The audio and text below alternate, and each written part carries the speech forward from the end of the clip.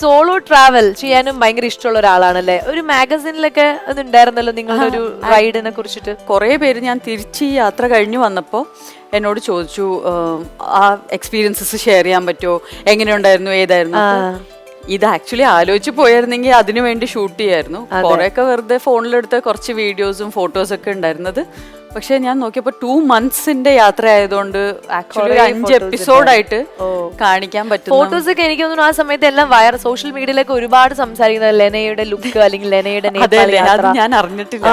Instagram, Facebook അങ്ങനെ ഒത്തിരി ഇങ്ങനെ ഓൺലൈൻ ന്യൂസിലൊക്കെ വരാറുണ്ടായിരുന്നു. ഞാൻ ആ സമയത്ത്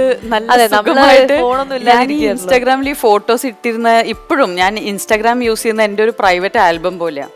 അപ്പോ കഴിഞ്ഞ വർഷം ഈ സമയത്ത് എന്താ ചെയ്തോണ്ടിരുന്നതെന്ന് നോക്കണമെങ്കിൽ വെറുതെ ഇൻസ്റ്റാഗ്രാമിൽ നോക്കിയാൽ മതി. അപ്പൊ നമ്മുടെ ഒരു കണ്ടിന്യൂസ് പ്രോഗ്രഷൻ ഓഫ് ലൈഫ് ആയിട്ടാണ്. ആൻഡ് യൂട്യൂബ് ചാനൽ ഇപ്പോഴത്തെ അവസ്ഥ എന്താണ്? ഇപ്പോഴത്തെ ചാനൽ വളരെ വളരെ ക്വയറ്റ് ആണ്, വളരെ സൈലന്റ് ആണെന്ന് വെച്ചാൽ ഞാൻ നോക്കിയപ്പോൾ യൂട്യൂബുകാരെ തടഞ്ഞ് നമുക്ക് നടക്കാൻ പറ്റില്ല. അതായത് ഈ ലോക്ക്ഡൌൺ സമയത്ത് എല്ലാവരും യൂട്യൂബ് ചാനൽ തുടങ്ങി. ഞാൻ ഡിജിറ്റൽ ഡീറ്റോക്സ് എടുത്തു.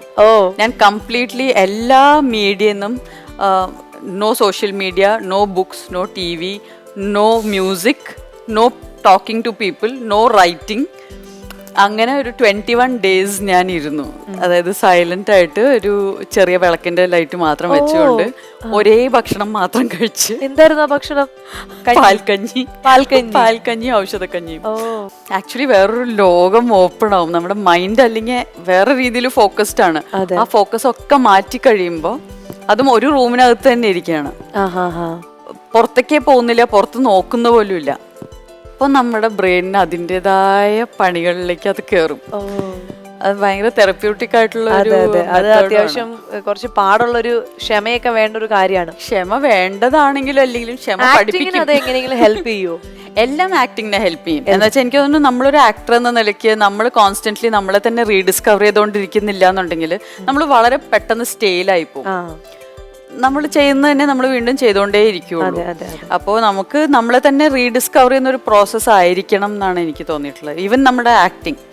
അപ്പോൾ അതെന്നെ നല്ല രീതിയിൽ ഈ യാത്രകളൊക്കെ എന്നെ ഹെൽപ്പ് ചെയ്തിട്ടുണ്ടെന്ന് ആർട്ടിക്കിൾ 21 എന്ന് പറഞ്ഞ സിനിമ ചെയ്തപ്പോഴാണ് എനിക്ക് ഫീൽ ചെയ്തത്. അപ്പൊ ഈ മേക്ക് ഓവറിന്റെയും ഇതിന്റെയും ഒക്കെ മെഡിറ്റേഷന്റെ കാര്യം പറയുമ്പോൾ അതായിരിക്കും ലെന ചേച്ചിയുടെ ഈ ഒരു എന്താണ് ബ്യൂട്ടി സീക്രട്ട് എന്ന് ചോദിച്ചാൽ എന്ത് പറയാൻ പറ്റും?